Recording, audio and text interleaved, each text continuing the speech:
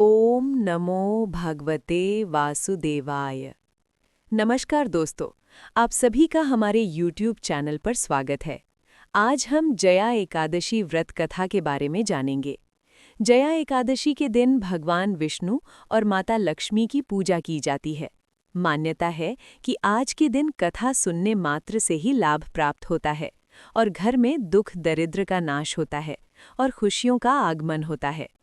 पौराणिक मान्यताओं के अनुसार जया एकादशी की कथा धर्मराज युधिष्ठिर ने भगवान श्री कृष्ण से निवेदन किया कि माघ एकादशी में किसकी पूजा की जाती है और इस एकादशी का क्या महत्व है।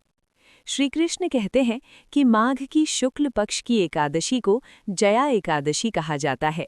ये एकादशी व्रत को करने से मनुष्य को नीच योनि जैसे भूत पिशाच से मुक्ति मिल जाती है और भगवान विष्णु के चरणों में जगह मिलती है। और श्री कृष्ण इस एकादशी के बारे में एक कथा सुनाते हैं। स्वर्ग में उत्सव चल रहा था, जहाँ सभी देवता, सिद्ध, साधु संत, दिव्य पुरुष विराजमान थे। उसी समय गंधर्व गायन कर रहे थे और गंधर्व कन्याएं नृत्य कर रही थीं। उसी सभा में माल्यवन नाम का एक गंधर्व और पुष्पवती नाम की गंधर्व कन्या का नृत्य चल रहा था। इसी बीच नृत्य करते समय जब गंधर्व कन्या पुष्पवती की नज़र गंधर्व माल्यवान पर पड़ी तो पुष्पवती उससे मोहित हो गई।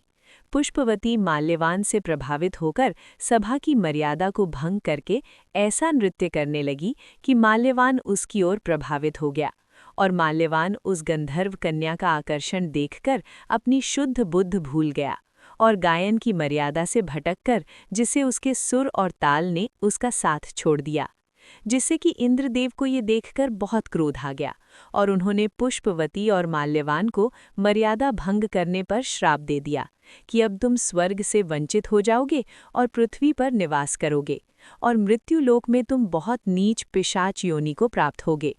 इस श्राप से दोनों तत्काल ही पिशाच बन गए और हिमालय पर्वत में एक वृक्ष के नीचे दोनों का निवास बन गया। यहाँ पिशाच योनि में दोनों ने बहुत ही ज्यादा कष्ट भोगा। एक बार माघ की शुक्ल पक्ष की एकादशी के दिन दोनों बहुत दुखी थे। उस दिन वो दोनों सिर्फ फलाहार पर रहे। रात्रि के समय दोनों को बहुत ठंड लग रही थी।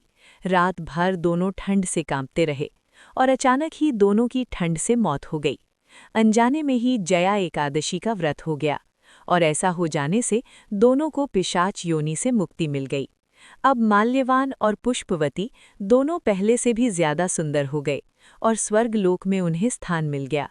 देवराज ने जब उन्हें स्वर्गलोक में देखा तो वो चकित रह गए। उन्होंने गंधर्व माल्यवान और पुष्पवती से पिशाच योनि से मुक्ति कैसे मिली ये पूछा। माल्यवन ने कहा कि ये भगवान विष्णु की जया एकादशी का प्रभाव है। हम दोनों जया एकादशी के प्रभाव से इस पिशाच योनि से मुक्त हुए हैं।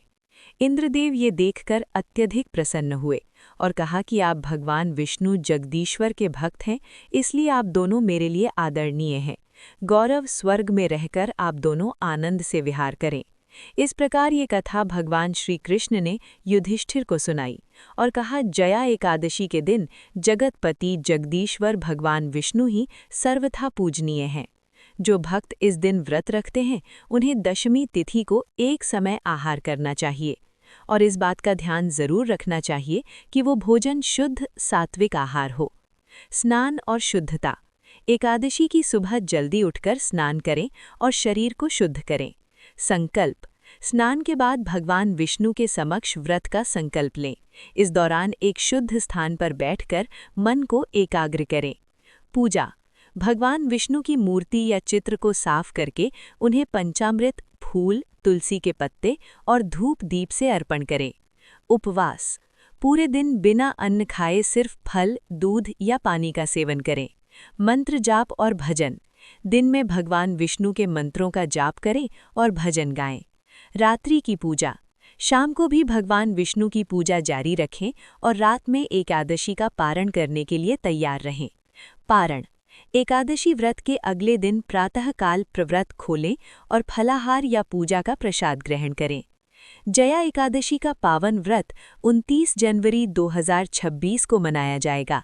एकादशी तिथि का प्रारंभ 28 जनवरी 2026 को सायं 4:35 पर होगा, जबकि इसका समापन 29 जनवरी 2026 को दोपहर 1:55 पर होगा। अगर आपको ये कथा अच्छी लगी तो हमारे चैनल को लाइक करें, सब्सक्राइब करें, शेयर करें। राधे राधे।